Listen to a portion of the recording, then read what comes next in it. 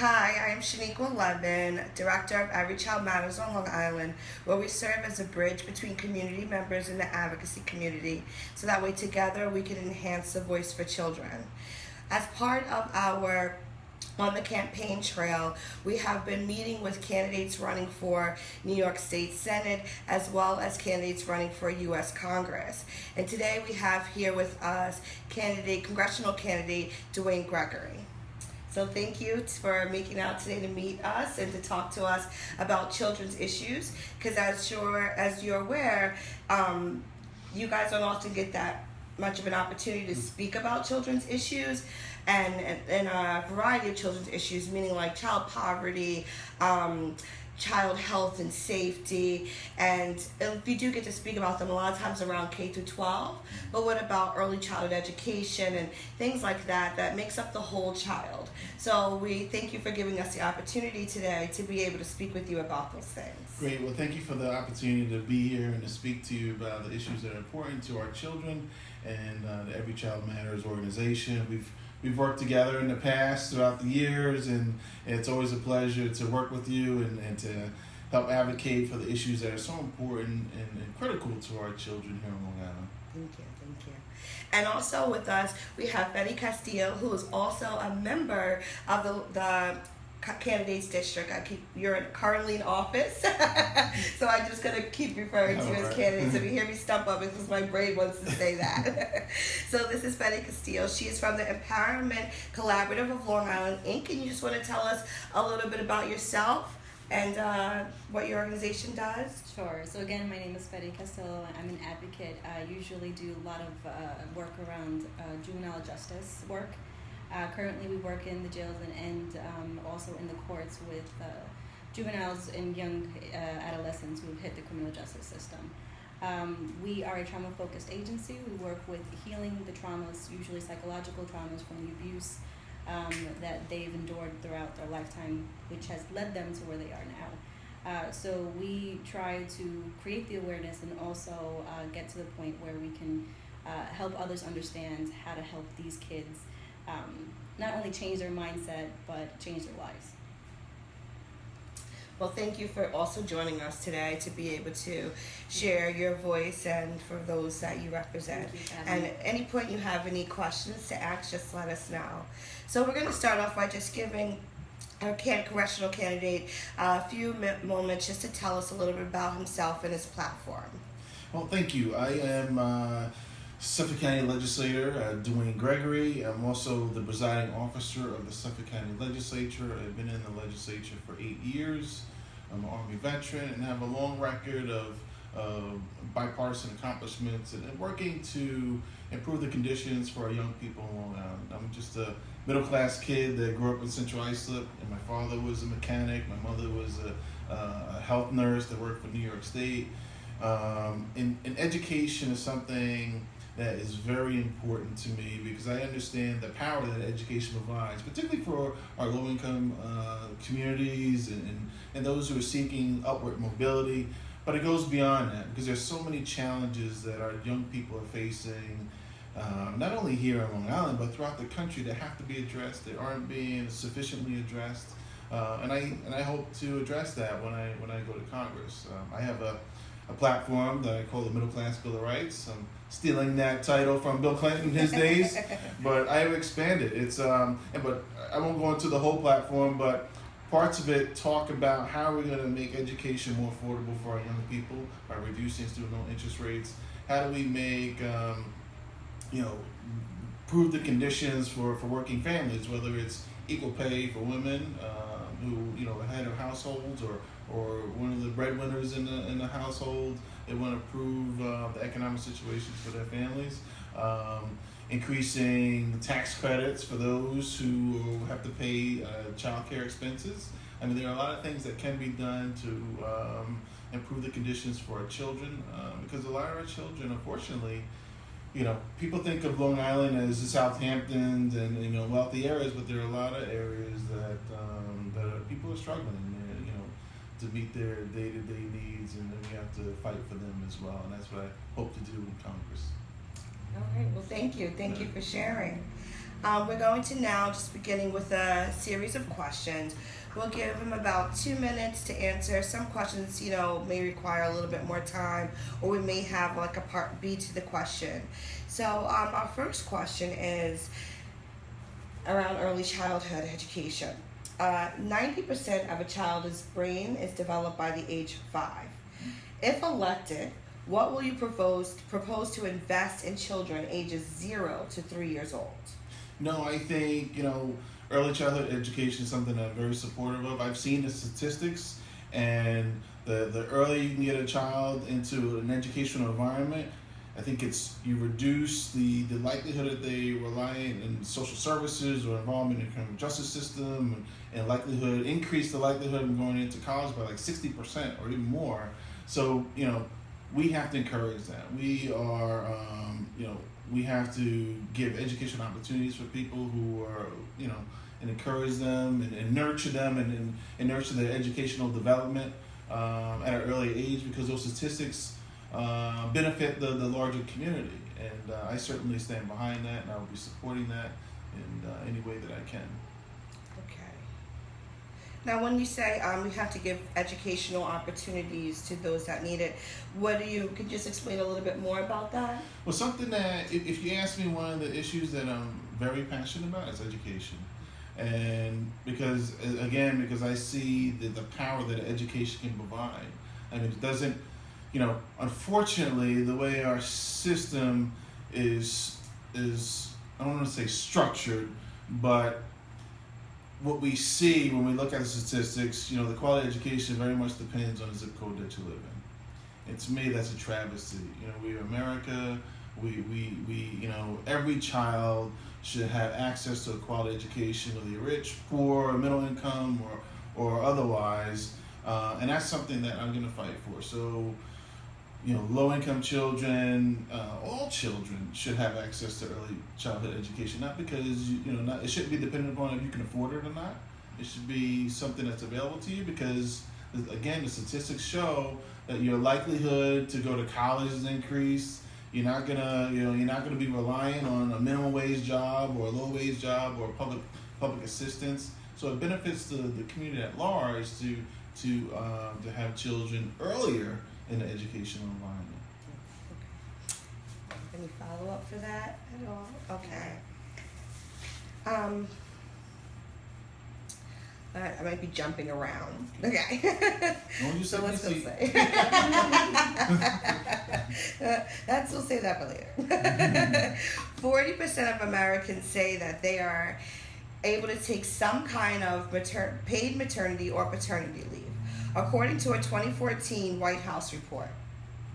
What do you think is the best way to balance the needs of workers and employers when a worker has a child?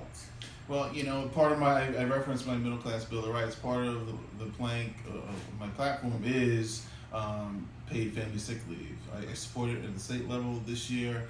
The federal government has had a bill to do it. My opponent voted against paid family sick leave. It was 8 weeks of paid family sick leave.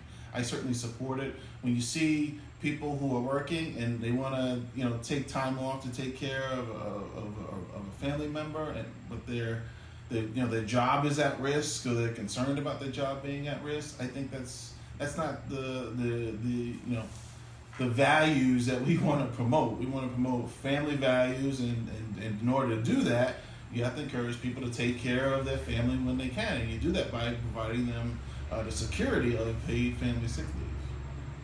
Now, what would you say to some business owners that feel like they won't be able to replace these employees that take off? I disagree. I think, again, we have to promote, the family values aspect of it. I think people are going to be more motivated. The morale is going to go up when they have a business that they work for that says, hey, they support me. They support my family by giving me the time that I need so that I can take care of a family sick member, or without losing, without putting your job in jeopardy. The Governor Cuomo talks about when his father was sick and ailing, and the benefit of him having the ability to do that. But most Americans, most New Yorkers don't have that same ability. and that should be something that's provided to everyone. So you would propose something similar to the one in New York where it covers more than just the parent, Right. right? Yes. That's a pregnant parent or just had a new child. Yes. Okay. Yep. Right. Now for our next question. Too many people in this country, too many children in this country who are suffering from child abuse and maltreatment. If elected, how will you address this issue? I think, the abuse that goes on, it's you can look at all the statistics and they're horrific.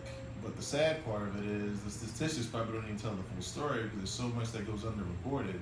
I recall a statistic where even just a child that's in a home where there's abuse, whether the child is not directly inflicted with abuse, is 200% more likely to get into abusive relationships or even to be the abuser in relationships. So it really creates a dysfunction. As we were talking before we got on air, dysfunction breeds dysfunction. People, they grow up in an environment where the parents are fighting physically or verbally, abusive, and they think that's okay because that's what they grew up with, when it's not. So they have to be nurtured in an environment where they're taught that that's not the way people and adults and loving relationships should be communicating with each other. And you do that by prevention, parenting classes. You have people that grow up in this this environment and they think they may or not think that they're doing the right thing, but they really don't know how to conduct themselves. So I've supported programs where you're teaching parents to how to interact with their children and proper disciplinary techniques and things of that nature to promote a more healthier home environment, and that's what I would continue to do. Okay. Because I understand that if we don't do that, that cycle is going to continue. We have to cut that cycle. Do you have Sure. So one of the things that I've noticed a lot, especially with families that this context falls under, is that they somehow hit the criminal justice system, whether through family court or district court or however. Do you believe that there should be an alternative where it's a rehabilitative almost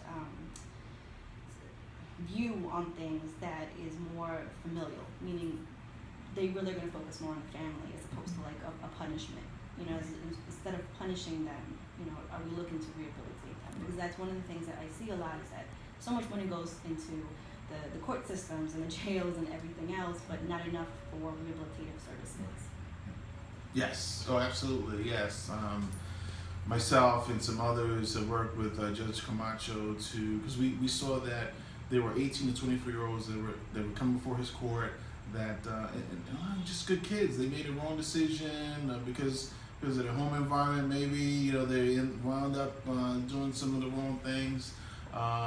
So we actually created a 2-tier type of program. There were young people. I don't want to say children because they're 18 to 24, but there were young people that were in the system, in the court system, that needed services, and we were fighting with the state COC, Commission on Corrections. They were trying to get us to expand our jail, and we said, look, if we apply these alternatives incarcerations, ATI programs, we can divert nonviolent offenders through these programs, give them the treatment that they need, because some of them needed mental health treatment, some of them have substance abuse issues. We can put them in an environment where they get the treatment that they need. So we have one that's set up to be where they go and they stay, and then we have one where they report and they go to the classes and treatment that they need and they come back home, because understanding that not every family situation is the same. Some of the parents, they have the resources. They just need so they can have them at home, but they just need additional resources to help them get the training that they need. Others, their home environment is not suitable for them to stay there, so we take them out of the home while they go through this training program, these programs. So we identify and recognize that there are multiple approaches that have to be met. Jailing people simply for the sake of jailing them without trying to treat the underlying causes is not going to do much on the, resolving the issues that we see that's so prevalent.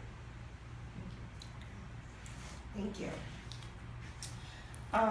So what changes, if any changes, would you make to the Common Core initiative? Well, I think, as I said, education is something that's important to me. I'm certainly not against higher standards. I think that, we are in a, not only, where technology is so important and has grown an influence in our, in our world and in our workforce. So we have to address the needs of today's economy and improving standards, but we're in a global economy, so we have to not only have a workforce that's able to provide the jobs or to meet the needs of the demands of the jobs that exist here today, but to meet the global economy. So, and getting children ready for college ready, which statistically, Newsday did a report last year, and I forget what study they were reporting on. There's a lot of focus that's on the low performing school districts, but in this report, it highlighted those schools that we think are high performing, like the Three Villages of the world, and Massapequa. 72% of the kids were not college ready. So we have to take a real look at how we're defining education and how we're defining college ready and preparing our students, because people that perceive that their child's getting a good education are going to school and apparently they're not as ready as they thought they are. But going back to Common Core is certainly, I think it's important that we increase standards. I think we have to be sensitive to the overemphasis on testing. When you have young people that, young people is, very young, that are stressing out because of the test, and the parents are having their children opt out of the test. I think that's a big issue. I think I was just actually on someone on Facebook last night that just said, well, what about the data, the data mining, their information going to third parties, and there's a lot of issues with the Common Core agenda. I certainly will work to address it, but there's a lot to be done. I'm glad that the governor has kind of slowed things down and put a committee together to reevaluate it. And I think in addition to that, you have the educational community, the teachers that were concerned because they were, here they are, there's this new system and midway for some, and then teachers are being evaluated on it, so you didn't get buy-in from the educational community. So like, wait a minute, you're gonna evaluate us on the system that's not been tested locally anyway, and our jobs are at risk. So I think he did the proper approach and kind of pulling back on it. Okay. So here's a general question. What does child care mean to you? I like that question. Child care to me is it's a necessity, because so many families are dependent upon child care while they're working. They want their children to be in a safe environment where their children are nurtured and they can learn. I thought, I used to be the former chair of the Human Services Committee, which deals with Department of Social Services, and as you know, we subsidize those parents that meet our qualifications for child care. And I know locally, there are parents, that are refused, these are working people that refused a promotion because they would exceed the cap that was allowable to get the subsidy. And I thought, well, that was just something that was a local dynamic. I was watching, I think it was ABC 3 years ago, and it was a gentleman, a Caucasian male, who worked for a not-for-profit, who was a warehouse manager. He was a single parent of two daughters, in the Midwest somewhere, and he explained the same thing about the whole child care issue and how he refused to he was a warehouse worker, and he refused to get a job as a warehouse manager because that would put him over the cap. he worked full time. He wouldn't have the access to safe, affordable childcare and the subsidy for his children. And people making those decisions every day, and that's horrendous. And that's why also part of my middle class Bill of Rights is increased tax credits for child care.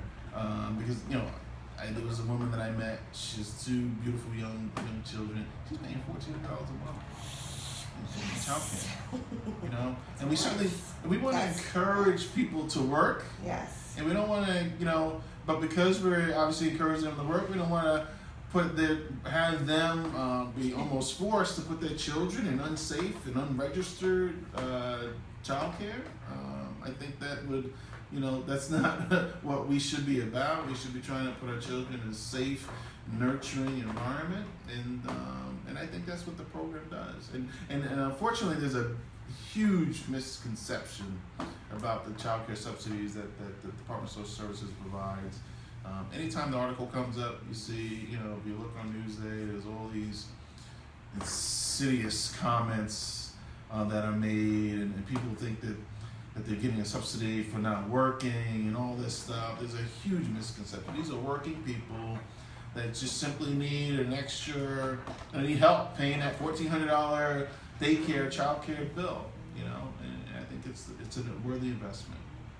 So I just want to mention one of the things you mentioned was the guy from the Midwest that talked about, well, I'm not going to take a raise, right? Because then I won't be able to get that subsidy. So you mentioned being able to give a different kind of child care tax credit, but do you feel that would help with someone like him? Yes. No, we can tier it based on income. The lower your income, you can get more of a tax credit and phase it out the higher your income is. But I think it's important that we recognize that parents are struggling, particularly middle class families, where they're trying to save for their retirement and save for their kids' college education, but while trying to meet the needs of the day, the child care and all that. And it's important that we recognize that and that we empower these families to help them get the education that their children needs, get their children in a safe environment, and I think it's a worthy investment, and I do think of it as an investment, not an obligation, not a handout, but an investment. Do you have anything you'd like to add to that? Okay. So our next question, speaking about childcare. So New York has increased the minimum wage here. So speaking at the federal level, right? If the minimum wage is increased, how would it help or support privately owned or small child care centers meet the gap? Well, that's an issue that has to be addressed, because I know back in the early 90s when we had required a living wage for child care providers, it was difficult for them. We actually had to set up a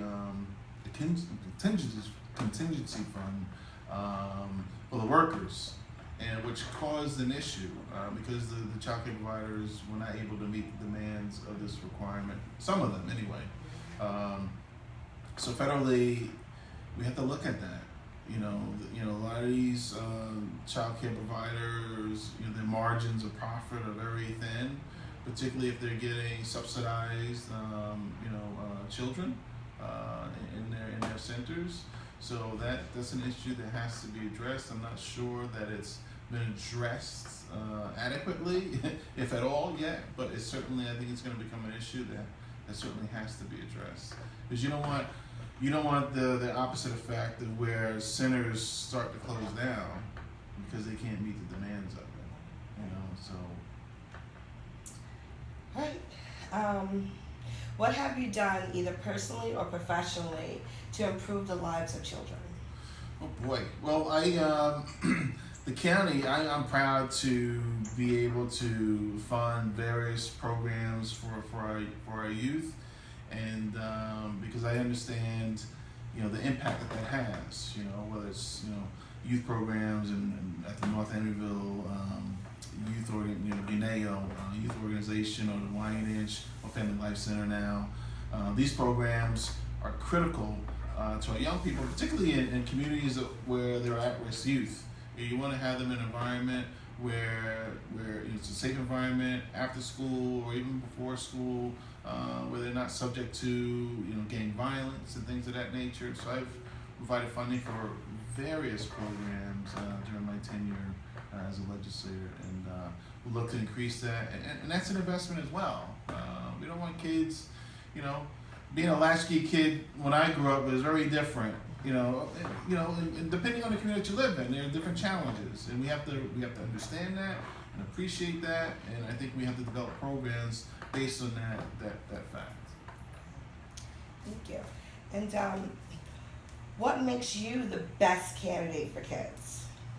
Well, I'm a kid at heart, I guess. No, no, I really, I have a passion for young people, and my wife makes fun of me. We go to a wedding, and for instance, they're not kids, but young people in general, young kids as well as young people.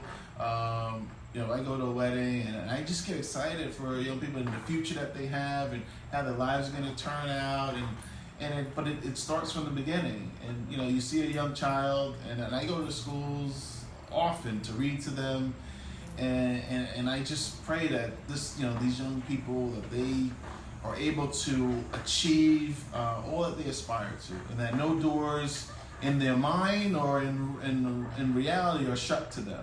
And because to me, that's the worst thing. When you meet a child and they feel that they only have one course or one path through life, and that every child should have the ability to aspire to be the president of the United States or an astronaut or whatever it is. But unfortunately, some children feel like that's just not a reality for me. And but we have to make that a reality. We have to give them the inspiration to have aspirations, higher aspirations in their lives, and that they can achieve anything that they want. And I'm certainly, I want every child to feel that this is, the world is their oyster, and they can do whatever their abilities will lead them to do. And I think it's an investment not only in them, but it's an investment in our country, in our community, to have them be as successful as they want to be. Okay. Did you have some other questions? You mentioned that education was probably the biggest, part for you. I agree with you 100%. I feel like education saved my life. College saved my life. So how do you feel about, just especially in high school, middle school, high school areas, when a lot of the kids, start to get suspended and or put in detention and stuff like that. Protocols, more of what do you think of something? What's your stance, I guess, on more of a restorative justice movement, especially in New York? Something we can see something like that happen here. I guess, do you feel like that's something that could even be possible? I do. I think we can't start labeling kids, because particularly if we don't know what's going on in their home life. It's been my experience that a child that's acting out in school is just a reflection of what's going on at home. And we should be, instead of seeking to suspend that child because maybe they acted out inappropriately at school, the easy solution is to suspend that child, take him out of the classroom. But are you really addressing the real issue? To me, and I'm not an educator or anything like that, but I think that's an opportunity for the school to say, sit down with the child. Hey, what's going on? What's going on at school? Is everything at home? Is everything okay? And you can maybe talk to the parent. Dwayne was acting out of school today. Is everything? And it builds a relationship with the family. And you never know. Some of these kids, they come to school and that's the only meal they have. So there's so many challenges that the children are facing, and if we just ask that, those other questions. And instead of looking to punish, we look to address. I think so much more can get done.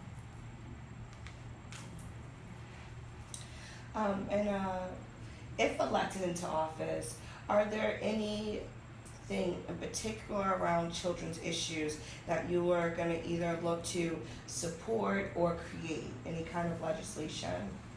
Well, I think, I am one to listen to people. Ever since I became a county legislator, I established a youth leadership caucus. So we started out with 10 high school age kids, and we're up to 22.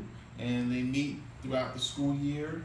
They meet with various community leaders and police officers and elected officials. And at the end of the year, they throw a community summit on issues that they identify, and they put it together. And our office acts as a conduit. But during the year, also we teach them planning. Having them map out their futures and what they're seeking to do. So that's something that I will continue to do and want to do, because as I sat down our first group, I said, look, as an adults, as local elected officials, we tend to tell our young people what we think is in your best interest. I want you to tell me what you think is in your best interest for your community, and I want you to be, my advisory group is kind of expanded beyond that. I mean, we did a youth job fair last year. It was the first time we did. We had 500 people that showed up. 500 people that showed up. Wow. And they've done charity events for we had a bowling charity event for a local not-for-profit they put together. So they're really showing the importance of supporting the community. They're showing leadership and identifying and addressing issues in the community, and that's something that I will continue to do. Now, I know you mentioned that you had a middle-class Bill of Rights. Is there something on those Bill of Rights that particularly addresses issues that children face? Well, I think, not young children, but college-age students in particular, and reducing student loan interest rates to make it more affordable for them. Even recent college graduates, I have what I'm promoting as a jumpstart tax credit. So if you graduate college, you'll be eligible for 3 years to receive a $7,500 tax credit. Because we often tell our young people, go ahead, go to school, get your college education, and then when they graduate, they look for a job and they have all the student loan debt, and the world comes down on their shoulders. And our tax code is really geared towards the Donald Trumps of the world, right? So those who achieved great success, even achieve more wealth because of the tax loopholes in the system. I want to shift that in favor of our young people, because the young people are the future of our country. We're telling them to go out and get a college education to be successful for the next 20, 30, 40 years.